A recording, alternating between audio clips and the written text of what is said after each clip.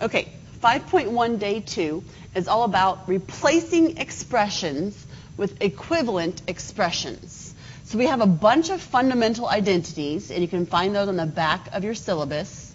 And we're going to use those fundamental identities to replace. So for example, the very first one on your syllabus, on the back of the syllabus, says that cotangent of theta equals 1 over tangent of theta. That means if we wanted to, we could take any cotangent theta that we see and rewrite it, replace it as 1 over tangent theta, or vice versa. We could take a 1 over tangent theta that we see, and we could replace it, we could rewrite it as cotangent of theta. Okay, so that's what all the identities are for. When we start to try to simplify these identities, to try to write them in one expression, we're going to kind of follow a pattern. We first want to look for, are there any Pythagorean identities that I can use? Okay, so we'll find your Pythagorean identities.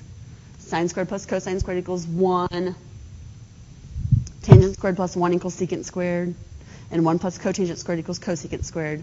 Notice those all have squared terms in them. Okay, so if you have any squared terms and you're given expressions here, if there's any squared terms in these given expressions, you want to see if you can apply some of Pythagorean identities.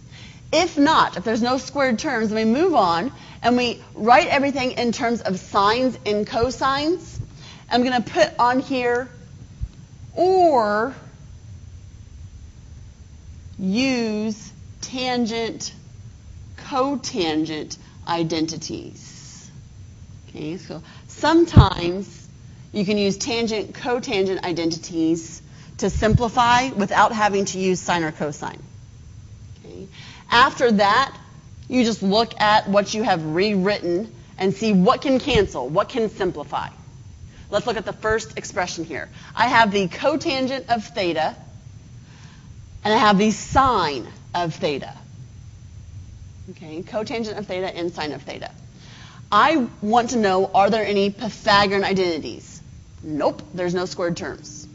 I want to go ahead and turn into sines and cosines, because if there was only tangent and cotangents, I would probably use tangent and cotangents. But since it's not just tangents and cotangents here, I'm going to go ahead and turn into sines and cosines. So cotangent of theta is the very first one we just talked about. It can be rewritten. Oh, I'm sorry, it's not the first one. It's under quotient identities. What can cotangent of theta be rewritten as in terms of sines and cosines under the quotient identity? Cotangent of theta can be rewritten as the cosine of theta over the sine of theta. It's a quotient identity. And then I'm still going to have that multiplied to the sine of theta, and I'm going to put it over 1 just so I can see them both as fractions. Now, when we're multiplying, we can cancel anything that happens in the top and the bottom that are the same. So sine theta divided by sine theta becomes just 1. It cancels. I'm left with cosine theta in the numerator, and in the denominator, I'm left with just 1. I don't need that 1, so my final expression is just the cosine of theta. Okay, I'm going to skip B for right now, and we'll come back to it. Letter C. 1 over tangent quantity squared plus cotangent tangent. Notice, we have all tangents and cotangents here. So I'm going to go ahead and see if I can just rewrite it with tangents and cotangents and see if that simplifies. Okay, 1 over tangent can be rewritten as a cotangent. It's that very first identity under fundamental identities. So now I have the cotangent of theta squared plus, and for this cotangent of theta, I'm going to write it as tangent using a fundamental identity. So cotangent is going to be rewritten as 1 over tangent of theta. And then I'm going to keep this tangent of theta just as it is. I'm going to multiply by that tangent of theta, and I'm going to put it over 1. Okay. So from, let me get my purple here. From here to here, I used a fundamental identity. From here to here, I used a fundamental identity. and I kept tangent as it is. Okay, here I have a tangent in the numerator and tangent in the denominator, so that cancels. I'm left with cotangent squared of theta plus 1, because 1 times 1 is 1, over 1. So cotangent squared theta plus 1. Do you see an identity that has cotangent squared theta plus 1? It is a Pythagorean identity.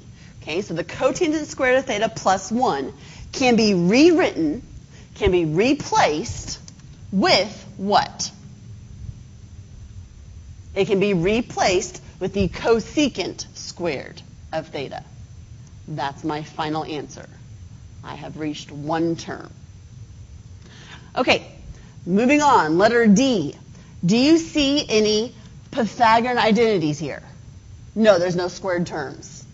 I would like to move on into rewriting everything in terms of sines and cosines then, because it's not all tangent and cotangents, so that won't be beneficial. I'm just going to write as sines and cosines. What can secant be rewritten as in terms of sines and cosines? On the fundamental identities, we can see that secant can be rewritten as 1 over cosine of theta. Okay. What can cotangent be rewritten as in terms of sines and cosines? Underneath the quotient identity, I can see that cotangent can be replaced with cosine of theta over sine of theta. And then lastly, sine of theta can just be copied. It's already in sines and cosines. So I'm going to write that as sine of theta over 1 to keep in uniform with my other fractions. Okay, since I'm multiplying, I can go ahead and cancel things that appear in the numerator and the denominator. So cosine of theta divided by cosine of theta cancels. Sine of theta divided by sine of theta cancels. I'm left with 1 in the numerator and 1 in the denominator. So my final expression is just 1 for this example. Okay, letter E. Again, there is no rhyme or reason. There's no set formula of how to do these. You just kind of have to play with it. You kind of have to replace using your trig identities and see if it simplifies. Sometimes it doesn't, and you have to erase everything and start over. Okay, I have the cosecant squared of theta plus sine squared of theta minus cotangent squared of theta. Ooh, that's a lot of squares. Let me look at this and see if any of these appear in the Pythagorean identities. Look for a cosine squared, look for a cosecant squared, a sine squared, or a cotangent squared. Do you guys see the one that says 1 plus cotangent squared equals cosecant squared? I have an identity that says 1 plus cotangent squared equals cosecant squared. I'm dropping the thetas for right now, just a shorthand. Okay. I notice that up here in my expression, I have a cosecant squared and a minus cotangent squared. I want to see if I can manipulate this Pythagorean identity to maybe say cosecant squared minus cotangent squared. Is that possible? Yeah, I can subtract that cotangent squared to the other side. If I did that, that identity would turn into 1, cotangent minus cotangent cancels, equals cosecant squared theta minus cotangent squared theta. Okay. So this cosecant squared theta minus cotangent squared theta that I just created, it can be replaced with just a little old 1. All of that can be replaced with the value 1. So I end up with the value of 1, and I still have a plus sine squared theta sitting there. Plus sine squared theta.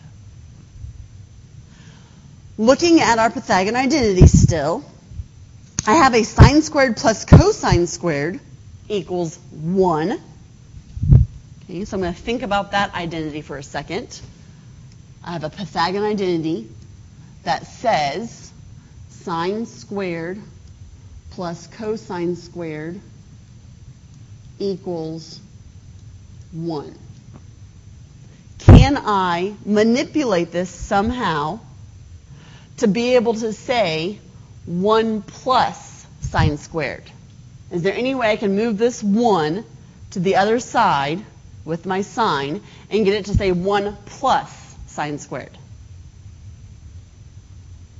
No, because if I move it, I have to subtract that 1. So it's not going to say 1 plus sine squared. This is as simplified as I'm going to get this expression. Okay, letter F. I have tangent theta plus cotangent theta. No Pythagorean identities present because there's no squares. I could turn them into sines and cosines. Or, since it's tangent and cotangent, I could just turn it into tangents and cotangents. Okay, so I'm going to play with that first and see if it's beneficial. It might not be. I might have to erase it and turn them into sines and cosines. So I'm going to leave the tangent of theta as tangent of theta and put it over 1. And I'm going to add on cotangent of theta, but I'm going to write that in terms of tangent. So how can I replace cotangent of theta in terms of tangent? Back to that first one again. The fundamental identity says cotangent of theta can be rewritten as 1 over tangent of theta. Am I able to now take these two individual fractions here, tangent of theta over 1 and 1 over tangent theta, can I put them together? Can I add two fractions together? Yeah, but I have to have a common denominator. Here, my common denominator, my LCD that I should be working towards, my common denominator should be tangent of theta. Okay? So in the left-hand fraction, it does not say tangent of theta right now. It says 1. So I need to multiply the top and the bottom by the tangent of theta. So in the top, I'll end up with tangent theta times tangent theta, which is tangent squared theta, over 1 times tangent theta, which is just tangent theta. Plus, my second fraction already has a denominator that says tangent theta, so I can just rewrite it, 1 over tangent theta. Now they both have the exact same denominator, so I can go ahead and add them together by adding only the numerators. So my numerator is tangent squared tangent squared theta plus 1 over tangent of theta. Could I get any simpler? I see a square that pops up. Could I use a Pythagorean identity? Do I have any kind of Pythagorean identity that has a tangent squared in it? I do. Tangent squared of theta plus 1 can be replaced as the exact same thing as secant squared of theta. So I can replace it with secant squared of theta over tangent theta. That's still probably not as simple as I can get it. I do have a squared term here, secant squared, but I don't want to use the Pythagorean identity because it's going to turn it right back into tangent squared plus 1. So I'm going to go ahead and turn them into sines and cosines. Secant squared. How can secant squared be turned into a sine or cosine? Well, secant of theta, if we look at the top there, secant of theta can be replaced with what? The fundamental identity says 1 over cosine theta. Okay. Well, I have a secant squared. It's okay. If I square the left-hand side, I also have to square the right-hand side. So I would end up with secant squared equals 1 squared over cosine squared. So I'm going to replace secant squared with 1 over cosine squared. Can I replace the denominator? Can tangent be rewritten as sines or cosines? Yes, the quotient identity says that tangent can be rewritten as sine of theta divided by the cosine of theta. Now I have this ugly, complex fraction. I have a top fraction here, 1 over cosine squared theta, and that's being divided by a bottom fraction, sine over cosine. We never divide fractions. Instead, we multiply by the reciprocal. So I'm going to take my top fraction, which is 1 over cosine squared, and instead of dividing here, I'm going to multiply by the reciprocal. So I'm going to multiply by cosine of theta over sine theta.